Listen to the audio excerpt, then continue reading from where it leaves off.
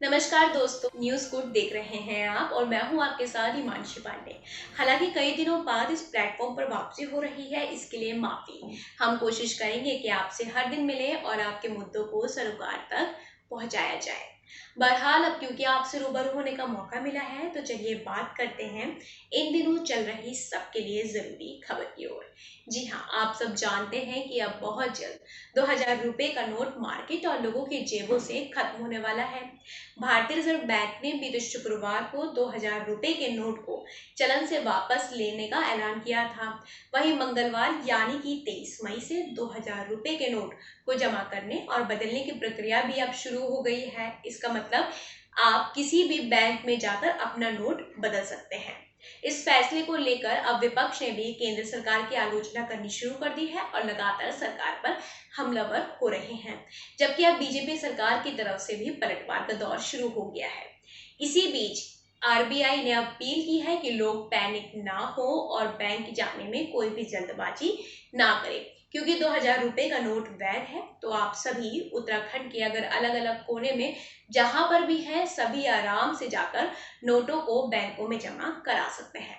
हालांकि इसके लिए क्या क्या गाइडलाइंस है, चलिए बात करते हैं आज की हमारी इस वीडियो में।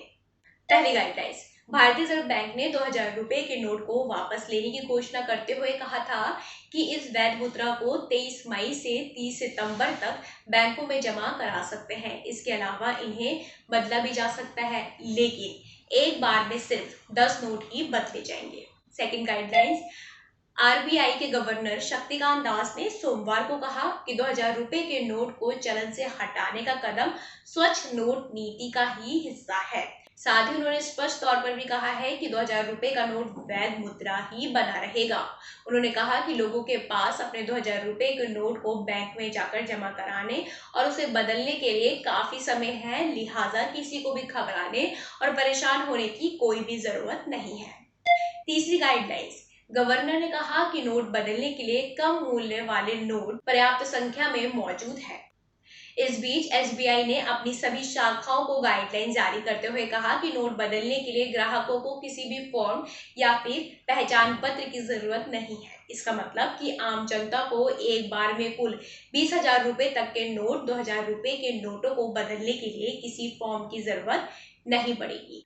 चौथी गाइडलाइंस, ऐसे नोटों को अपने खातों में जमा करने के लिए रिजर्व बैंक ने कोई समय सीमा अब तक तय नहीं की है।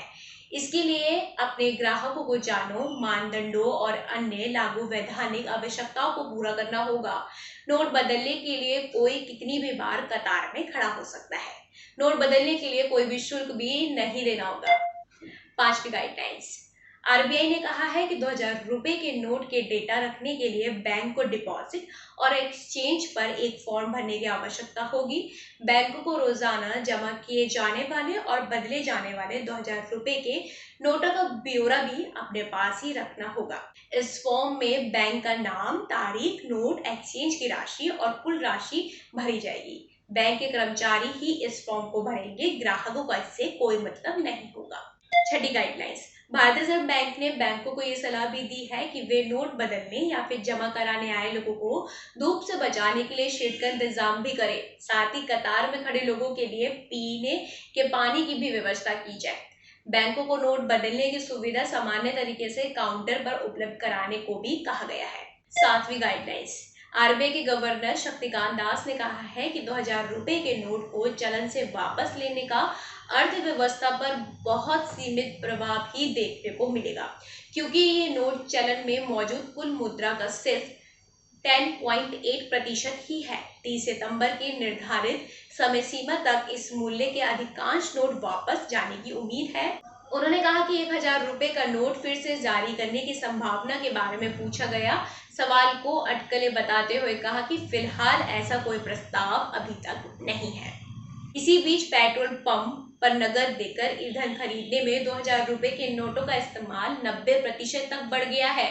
बड़ी संख्या में ग्राहक 2000 रुपये के नोट चलाने के लिए पेट्रोल पंपों पर जा रहे हैं। पेट्रोल पंप डीलरों ने कहा है कि 2000 रुपये के नोट को वापस लेने की शुक्रवार को अचानक हुई घोषणा से पहले नगद बिक्री केवल 10% ही थी, लेकिन अब ग्राहक 100-200 रुपए की छोटी खरीदारी करने के लिए भी 2000 रुपए के नोट का इस्तेमाल कर रहे हैं। इस वजह से पेट्रोल पंप पर 100 रुपए और 500 रुपए के नोट की किल्लत का सामना करना पड़ रहा है।